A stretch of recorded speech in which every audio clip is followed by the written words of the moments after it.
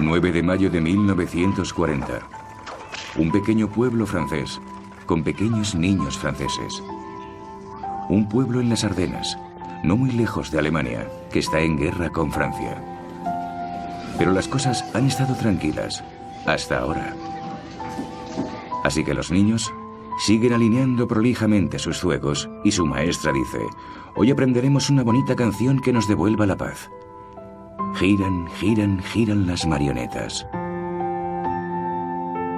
Será su última clase.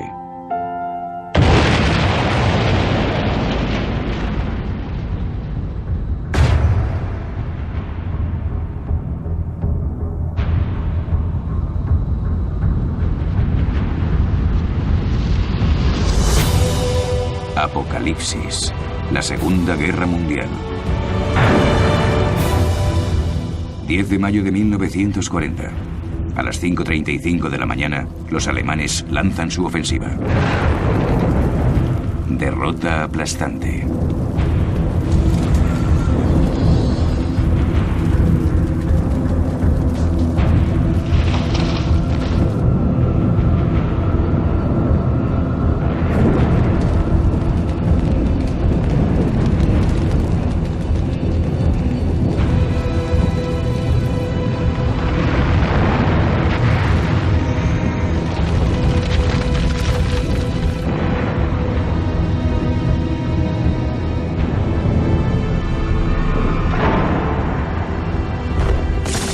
Los paracaidistas alemanes caen sobre Holanda.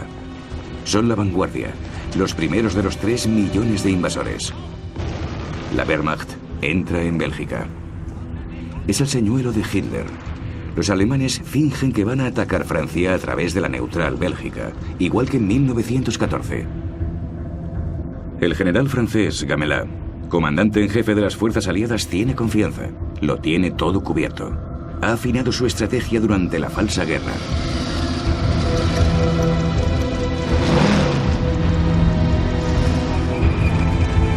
Gamelin moviliza sus mejores divisiones motorizadas, la élite del ejército francés, en Bélgica, junto con toda la fuerza expedicionaria británica.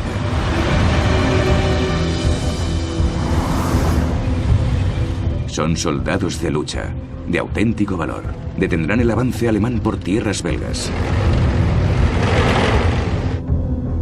Pero Hitler, en su cuartel general, se regodea. Su señuelo ha funcionado. Exclama: podría llorar de alegría. Ordena al mariscal de campo, Goering, que dirige la fuerza aérea, que no bombardee las columnas francesas, sino que las deje internarse en territorio belga, y las ataca por detrás. Su auténtica ofensiva será a través de las Ardenas. Según el alto mando francés, ningún tanque podría atravesar esas colinas de densa vegetación. Pero nada les detiene, salvo sus propios embotellamientos.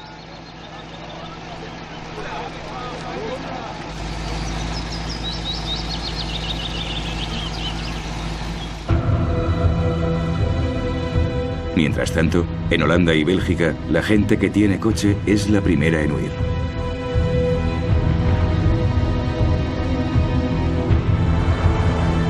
Todo el mundo es sospechoso. Se teme una llamada quinta columna, espías que trabajan para los nazis. Los alemanes continúan con sus tácticas de desvío de atención, invadiendo Bélgica con tropas aéreas especialmente entrenadas.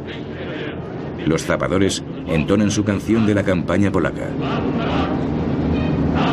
Las chicas tendrán que esperar, camaradas. Es la hora, camaradas. El 11 de mayo, al alba, caen en Bélgica. Su objetivo es capturar el eje del sistema de defensa belga, el fuerte Ebenemel, en el canal Albert, que tiene la reputación de ser inexpugnable.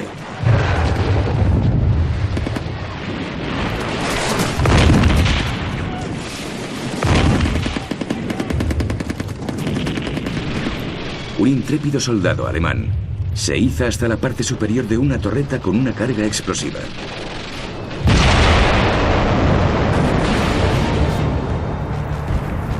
Los conquistadores pasean por las ruinas del fuerte Ebenemel, la llave de Bélgica. Imágenes como estas forjarán la reputación de invencibilidad de la Wehrmacht. Tras la caída del fuerte, la gente corre a coger los últimos trenes a París.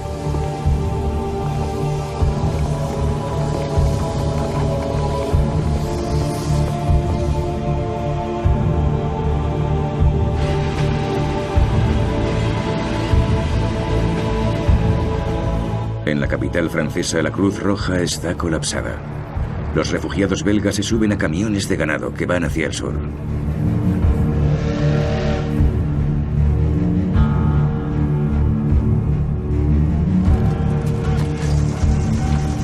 Cuando los alemanes entran en Lieja, el pánico crece y se extiende.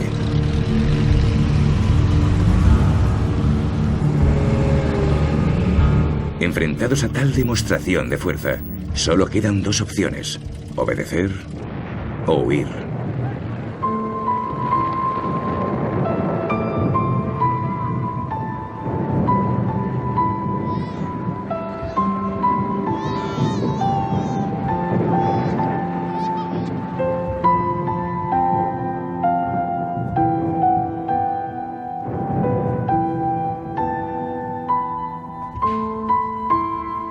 Muchos de los refugiados son personas del campo.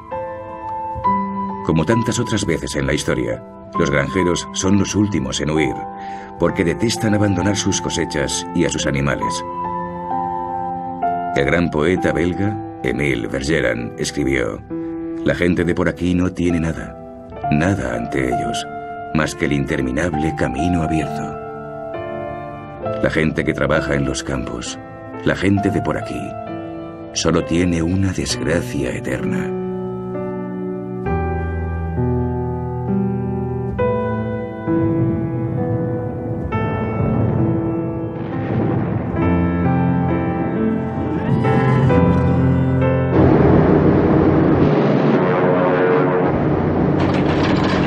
Los alemanes lanzan su ofensiva aérea. Destruyen cruces estratégicos, campos aéreos, refinerías y puntos de suministro de combustible.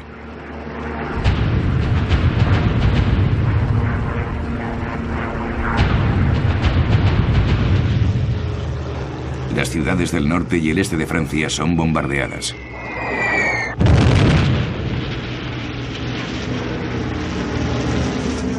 Los franceses se enfrentan ahora a la realidad de la guerra moderna.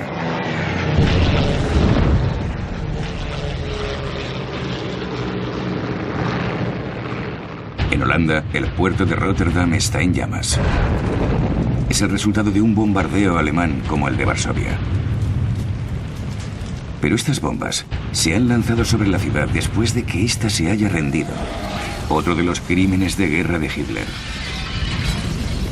En Londres, el nuevo primer ministro es Winston Churchill. Su primer discurso revela su determinación por seguir luchando, sean cuales sean las circunstancias.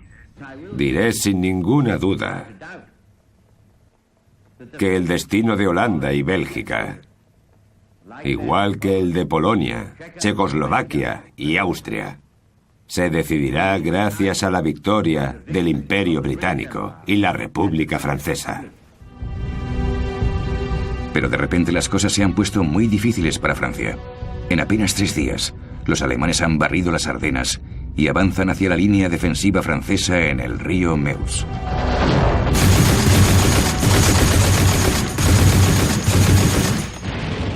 Cierran su círculo con un movimiento envolvente, buscando atrapar a las tropas aliadas desplazadas a Bélgica. La infantería alemana atropella a la francesa como si fuera de otro mundo. Con granadas de mano,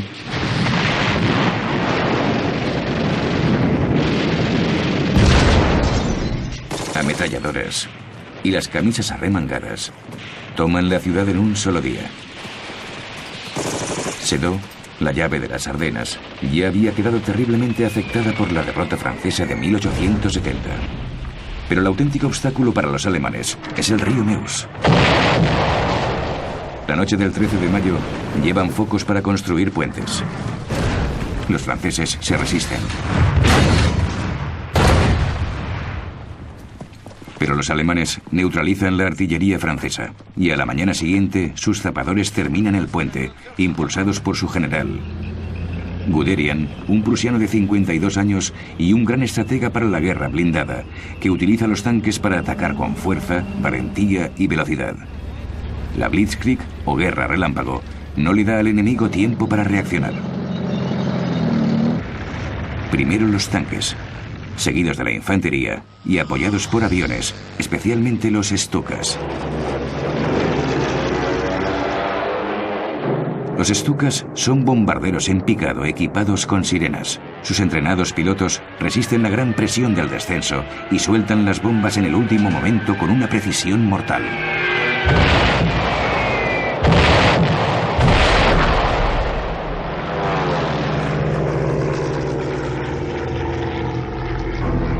El primer ministro francés, Paul Reynaud, llama a Churchill alarmado. Nos han derrotado.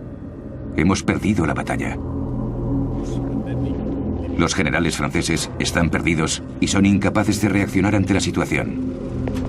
Con las fuerzas aliadas entretenidas en Bélgica, ¿cómo van a evitar el avance de los alemanes?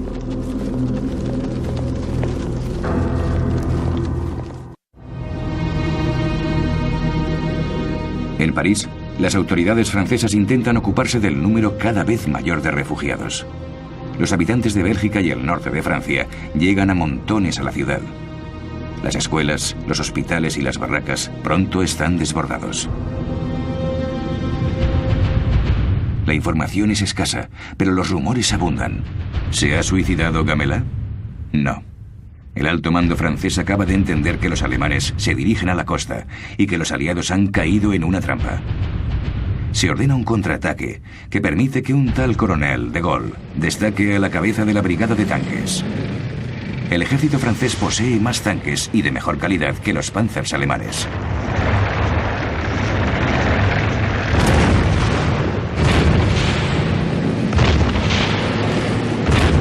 Pero sin refuerzos o apoyo aéreo, los tanques franceses son presas fáciles para los Stukas.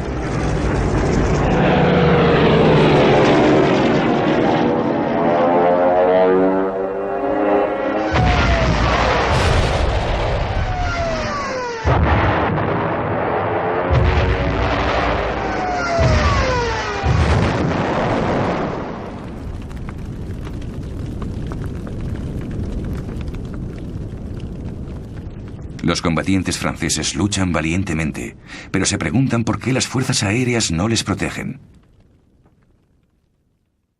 Poco preparados y con menos aviones, los pilotos franceses se ven muy superados en número por la Luftwaffe, aunque luchan con gran valor. Decenas de pilotos alemanes son derribados y tomados prisioneros. Algunos de estos pilotos serán devueltos a Alemania cuando se firme el armisticio y se incorporarán entonces a la batalla contra Gran Bretaña.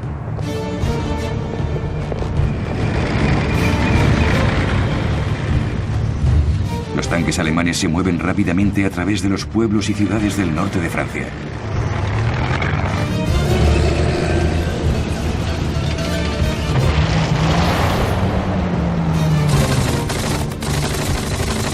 Valientemente, los franceses intentan detener el avance alemán. Los alemanes aplastan cualquier foco de resistencia.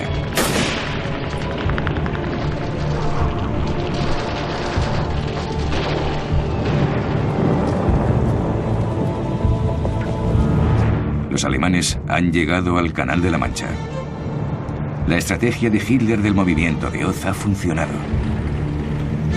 La fuerza expedicionaria británica, el ejército belga y las fuerzas armadas francesas están rodeados.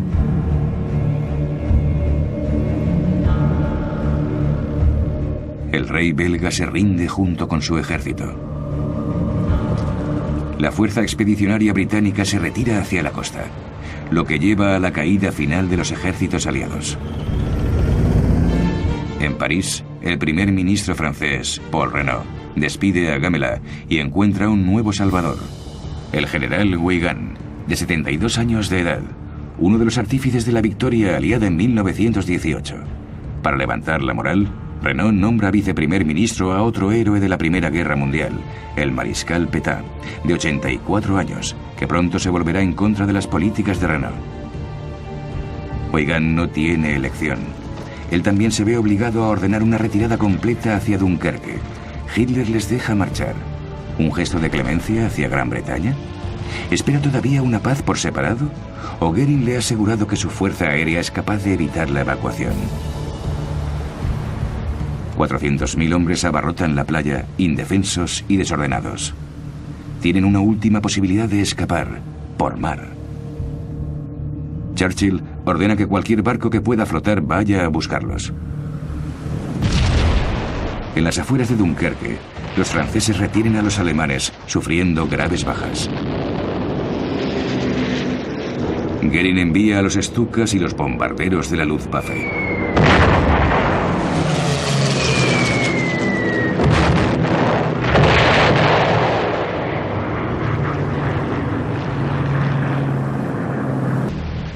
$218.000 tropas británicas y 120.000 francesas son evacuadas con éxito.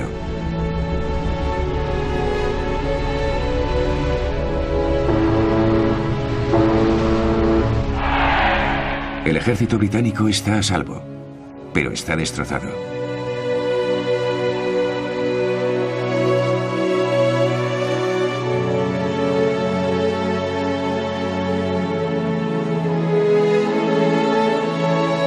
Los franceses volverán a Francia en un último intento por defender su país.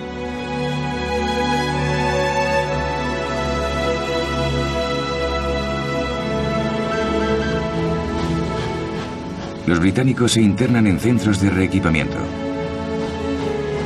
Toda Gran Bretaña considera Dunkerque como una gran hazaña. Churchill, sin embargo, lo pone todo en perspectiva. Lúcidamente dice: las guerras no se ganan únicamente evacuando. Aún así, en esos primeros días de junio de 1940, nace el espíritu de Dunkerque.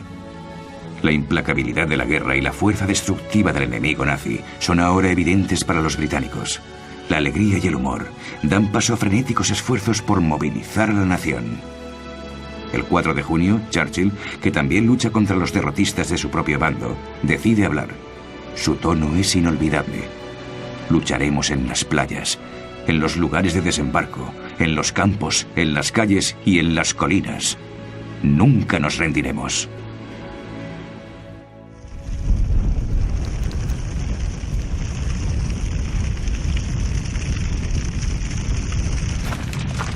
El 4 de junio los alemanes toman Dunkerque.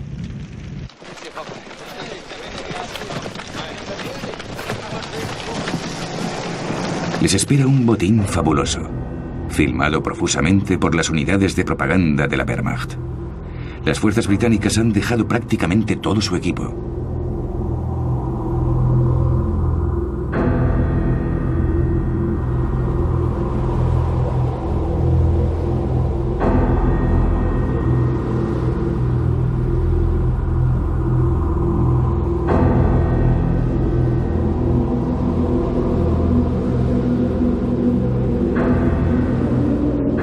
Los soldados de la Wehrmacht se filman de excelente humor. Encuentran un gramófono francés.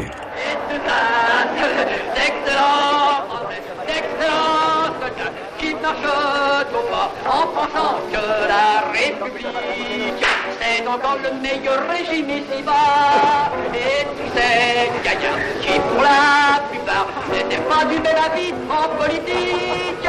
Lève-la tous, d'accord, quelquefois leur sort. Ils désirent désormais qu'on nous foute une bonne fois la paix.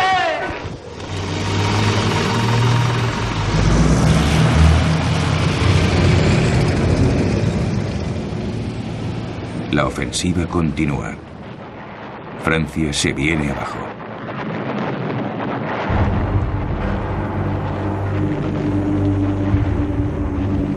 Pero Renault y de Gaulle, que era subsecretario de Estado para la Defensa y la Guerra, quieren seguir luchando.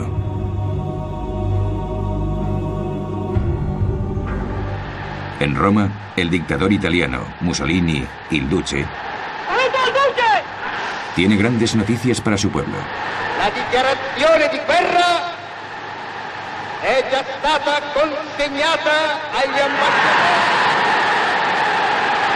ambasciatori di Gran Bretagna y de Francia.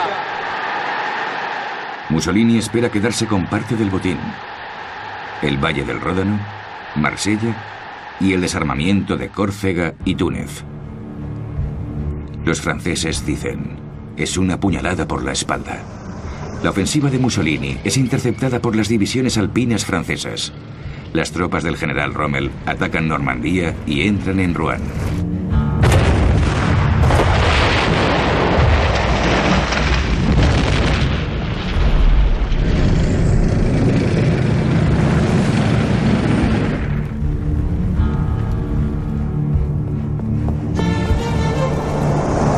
París se declara ciudad abierta. En otras palabras, se le entrega al enemigo sin lucha para que no sufra el mismo destino que Varsovia o Rotterdam. El gobierno se ha desplazado a Burdeos. Los alemanes se acercan a la ciudad. Los rumores vuelan. Matan y violan como los prusianos en 1870. Los parisinos, abandonados por su gobierno, huyen.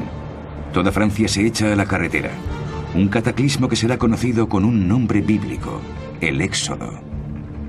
Millones de hombres y mujeres franceses se dirigen hacia el Loira, la última muralla. Pero no hay muralla lo bastante fuerte para resistir a los estucas.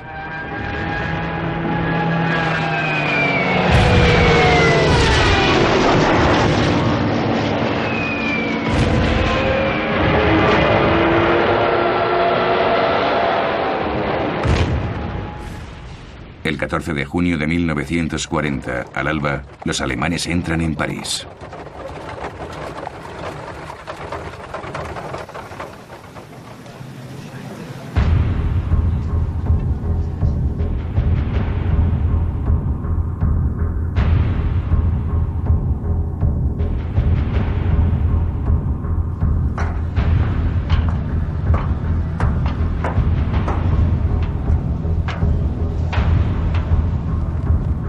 El emblema nazi, la esvástica, vuela sobre París.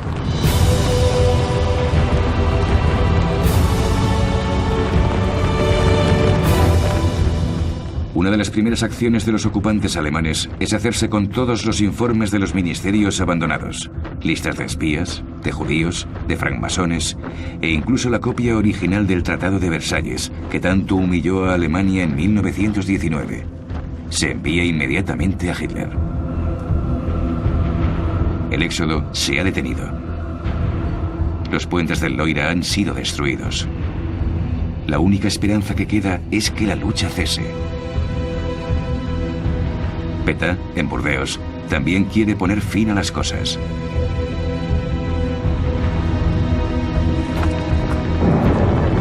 Los alemanes continúan su implacable avance hacia el sur. Aunque una vez fue una fuerza formidable, el ejército francés es ahora un auténtico desastre. Pero aún así, ha plantado más cara de la que se esperaba, especialmente en este momento. En un mes, mueren 100.000 soldados franceses, más que en el mismo periodo de tiempo durante la Primera Guerra Mundial, la más sangrienta de las guerras hasta ahora.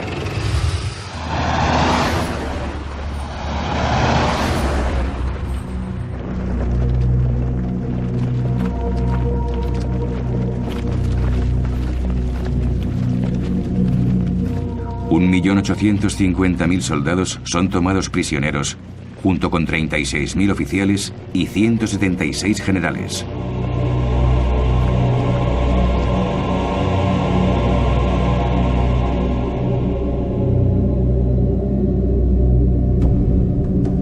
Entre los prisioneros hay muchos soldados africanos de las tropas coloniales francesas.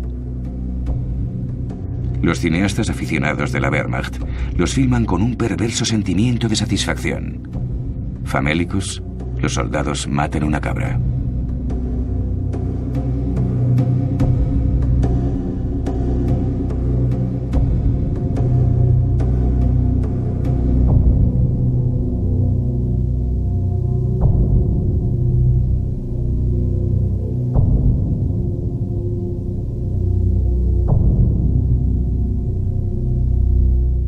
El metraje de propaganda alemán insiste en mostrar repetidos primeros planos de sus caras.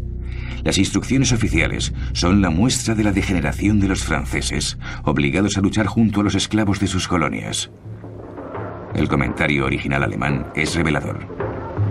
Vor wenigen Tagen noch erklärte Chamberlain einem Amerikaner gegenüber, dass England und seine Verbündeten sich als Treuhänder der Zivilisation im Kampfe gegen mittelalterliche Barbarei fühlten. Das sind also die Treuhänder der Kultur. 3.000 soldados y oficiales africanos del ejército francés serán ajusticiados y asesinados tras ser capturados. Tras 7 años de adoctrinamiento nazi, el racismo es común entre los soldados alemanes.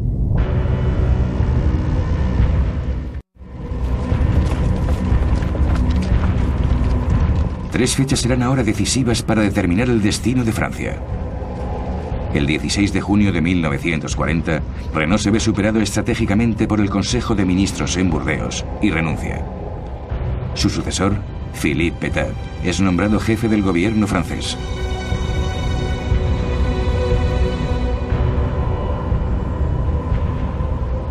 Plaza de la Bastilla. Los que se han quedado en París escuchan al mariscal Pétain. El héroe de guerra de Verdún anuncia que busca un armisticio.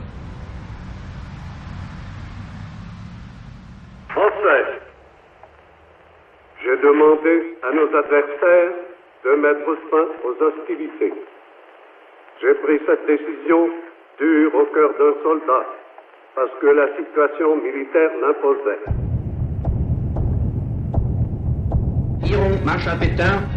La radio alemana traduce este discurso y anuncia la capitulación de Francia. Der Führer will den königlich italienischen Ministerpräsidenten Benito Mussolini zu einer Aussprache treffen, in der die Haltung der beiden Staaten überprüft. Algunos franceses consiguen sintonizar la BBC. El general de Gaulle ha llegado a Londres. El 18 de junio denuncia el armisticio. Unos días más tarde graba un nuevo discurso.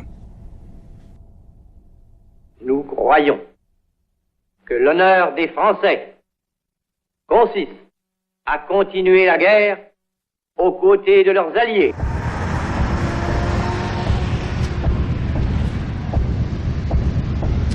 Hitler recibe un telegrama de felicitación desde Moscú.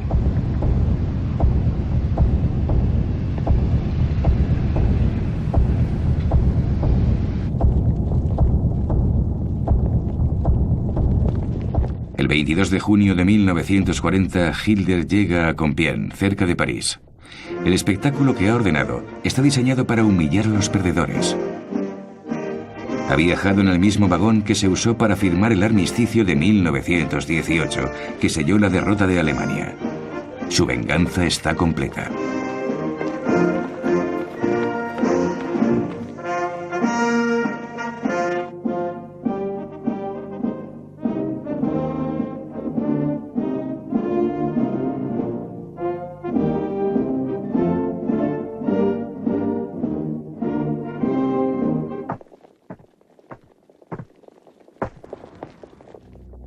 La delegación francesa está encabezada por el general Hunziker.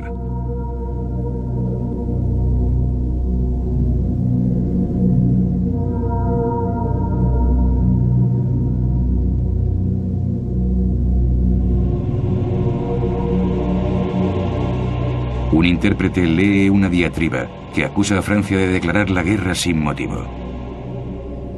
Hitler no dice una sola palabra. Se levanta y se marcha.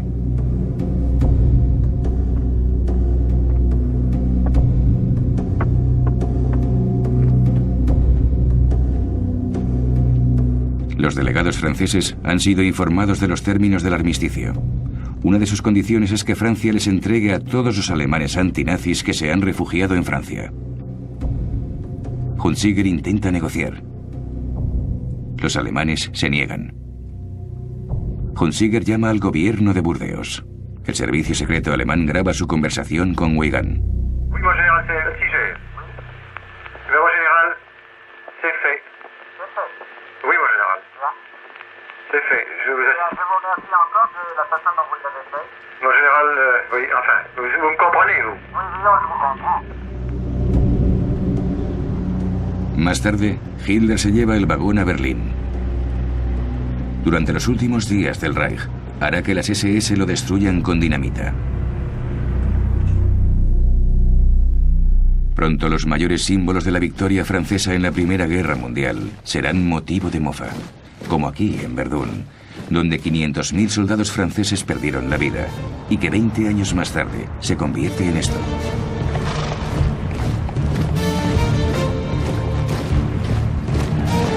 Hitler se burla de ellos mientras visita a sus hombres, que acaban de tomar la línea Maginot.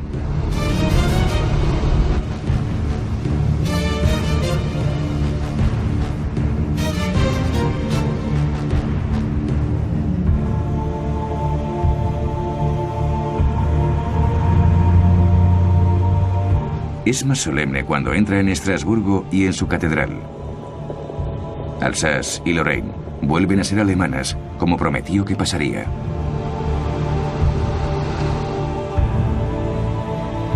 El botín de la campaña francesa es de 2.000 tanques, 5.000 cañones, 300.000 fusiles y 4 millones de balas.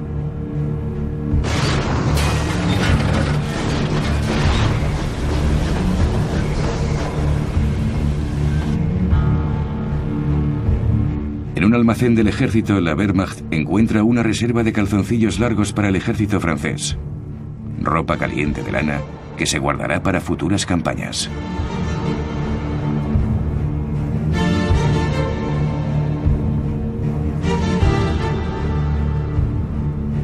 El botín son las fábricas, los puertos, todas las riquezas de Francia. Fueron los franceses los que declararon la guerra y, como consecuencia, pagarán el equivalente a 100 millones de dólares diarios en costes de ocupación.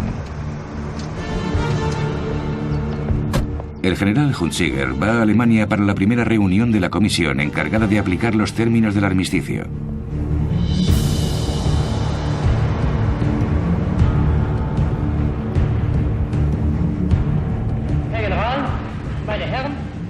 Para ahorrar tropas, Hitler decide que Francia conserve parte de su soberanía bajo un gobierno controlado por él y con un ejército limitado, desprovisto de armas pesadas, únicamente para mantener el orden.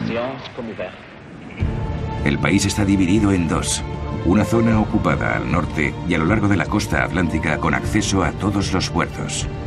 Italia controla la zona mediterránea y ocupa una pequeña tira de terreno a lo largo de los Alpes. El resto es la llamada zona libre, con una nueva capital, Vichy.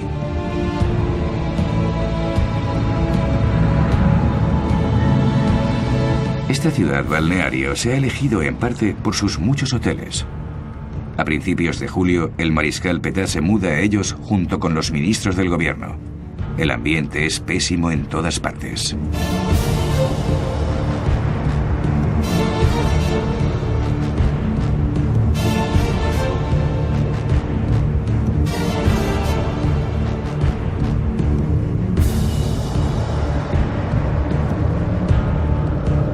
Sin embargo, este gobierno de Vichy continúa controlando un vasto imperio colonial y, por encima de todo, una marina todavía potente. La única exigencia de Hitler es que sus barcos sean desarmados y se queden en los puertos, porque teme que puedan unirse a Gran Bretaña. Churchill teme lo contrario, que caigan en manos alemanas. Ordena a la Marina Real que los neutralice. Una fuerza naval británica zarpa hacia una de las mayores bases navales francesas, Mers el-Kebir, en Argelia. Churchill no quiere correr riesgos. Da un ultimátum: o se unen a ellos y hunden sus propios barcos, o zarpan escoltados para su desmilitarización en el Caribe. Los franceses rechazan todas las propuestas. Los británicos abren fuego.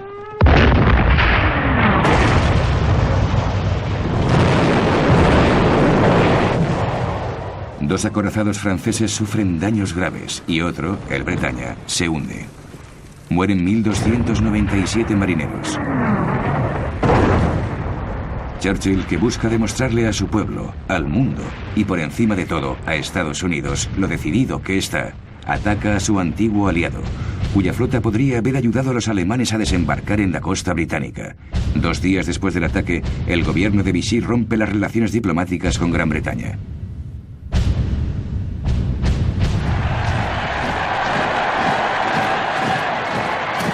Toda Alemania aclama a Hitler.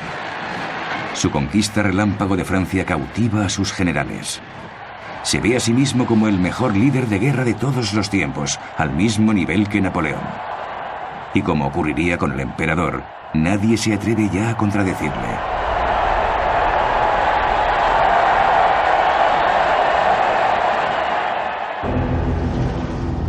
Los alemanes ocupan las islas del Canal de la Mancha, Jersey y Guernsey, pequeños pasos que conducen a la invasión de Gran Bretaña.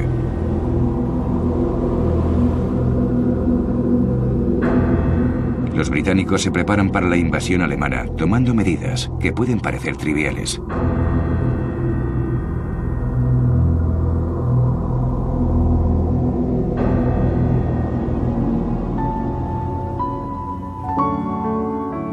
Otra medida urgente es el envío de los niños al campo por seguridad, un momento siempre doloroso.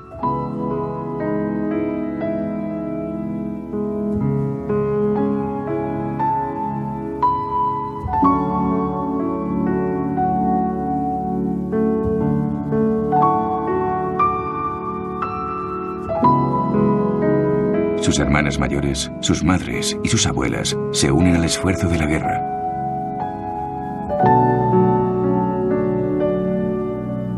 Todas las mujeres deben defender su hogar de los temibles paracaidistas alemanes.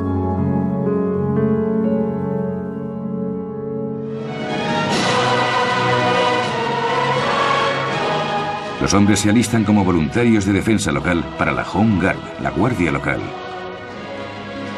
Incluso los excombatientes de la Primera Guerra Mundial. Todos aquellos que están preparados se movilizan con la reforma del ejército rescatado en Dunkerque. Estados Unidos suministra fusiles, ametralladoras y baterías antiaéreas, y todo el mundo perfecciona su técnica.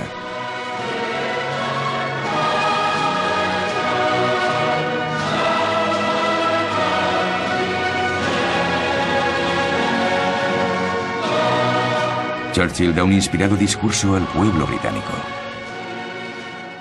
La batalla de Gran Bretaña está a punto de empezar. Preparémonos para cumplir con nuestro deber. Y sepamos que si el Imperio Británico y su Commonwealth duran 1000 años, los hombres seguirán diciendo: ese fue su mejor momento.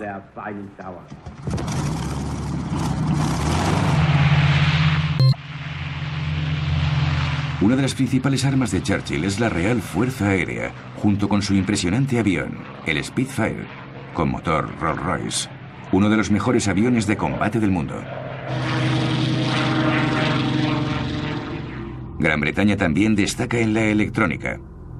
Los británicos son los primeros en usar el radar para la defensa. En la sala de operaciones, el radar se usa para detectar aviones y para guiar a los pilotos hacia el enemigo.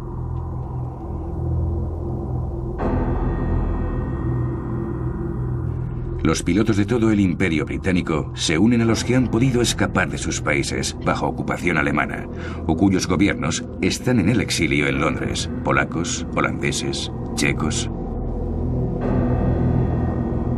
Y la primera Fuerza Libre Francesa, junto con de Gaulle.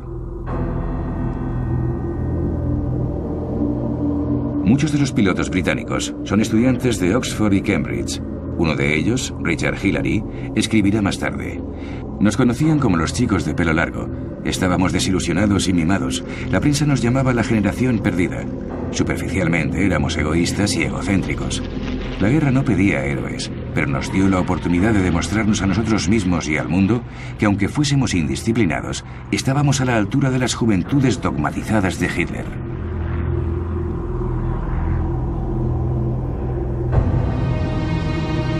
Estos pilotos alemanes han sido entrenados por la Hitlerjugend, las juventudes hitlerianas con la idea de vengarse.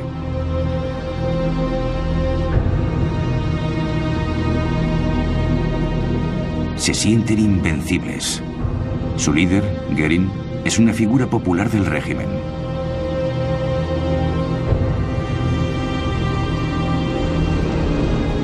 Göring, un hombre al que le gusta el lujo, suele quedarse en el Hotel Ritz de París y convierte el Palacio de Luxemburgo en el cuartel general de la Luftwaffe. Le ha prometido a Hitler que la Luftwaffe puede aniquilar a la RAF en cuestión de días, hacerse con el control del aire y permitir a la Wehrmacht invadir Gran Bretaña. La Luftwaffe tiene a su disposición todos los campos aéreos de Francia, sus instalaciones y sus equipos. Sus pilotos están bien entrenados, como Adolf Galland, con su distintivo cigarro, que luchó contra los republicanos en España. O Bernard Moldes, un as de la batalla de Francia. Fue uno de los pilotos derribados, hechos prisioneros y devueltos a los alemanes. Ahora forma parte de la ofensiva aérea contra Gran Bretaña.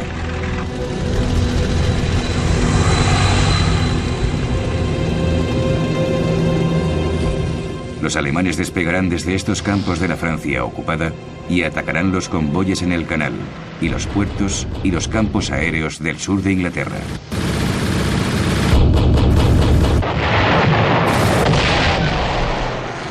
Derribarán 500 aviones británicos y perderán 1000 de los suyos.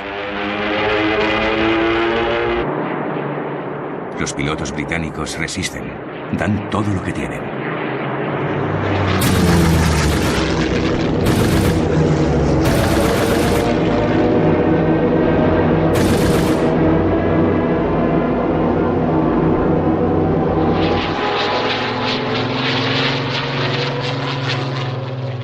Churchill proclama: nunca en la historia de los conflictos humanos tantos le han debido tanto a tan pocos. Hitler decide posponer sus planes de invadir Gran Bretaña. Es su primer contratiempo. Sus tácticas se basan ahora en bombardeos nocturnos. Afirma: los británicos se rendirán cuando hayamos destruido sus ciudades. Los bombarderos alemanes atacan ciudades británicas como Coventry y Londres. Esto es el Blitz, los bombardeos diarios.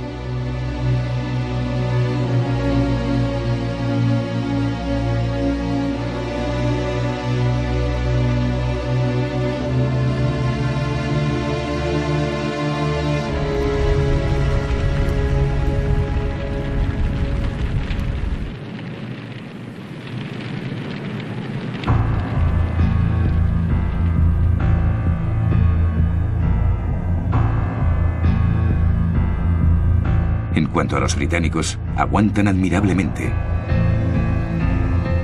Excavan refugios en los jardines de sus casas. Y en Londres, duermen en el metro y al día siguiente se van a trabajar.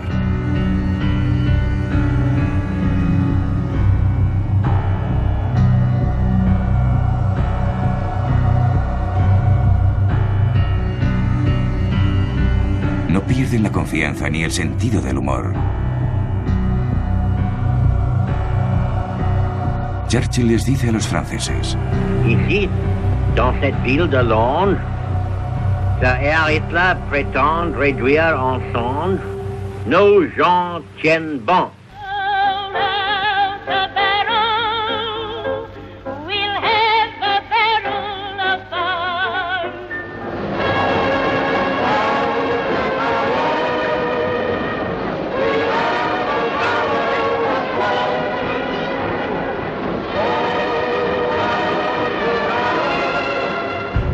Hitler está exasperado.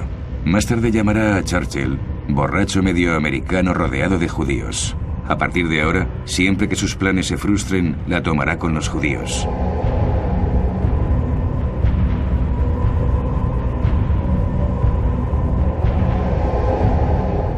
El 12 de octubre de 1940, el día del Yom Kippur, los judíos de Varsovia reciben la noticia de que se organizará un gueto. Se alza un muro de 3 metros de alto para encerrar a 500.000 judíos, hombres, mujeres, niños y ancianos, que sufrirán hambre, frío y pobreza.